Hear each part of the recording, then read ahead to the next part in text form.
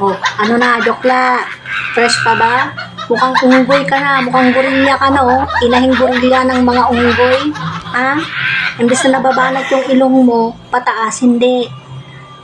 Nababanat pababa, oh. Yung butas, oh, umuusok na sa inis, sa galit, na nanggigigil na ba kayo, ah? Magkamukha na kayo ni Ems, oh.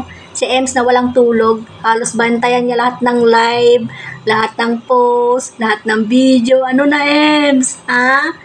SLS ka pa more, ha? Pasaring ka pa more sa mga title mo, kaya yan, oh, nababaktuyo ka, ha? Mag-iwas-iwas, ilag-ilag din kayo pag may time, ha? Kasi naku, nagmumukhang gorilla na kayong dalawa, magkamukha na kayo, sa totoo lang, ha? Kung babanat din naman kayo, dapat tama yung mga sinasabi nyo.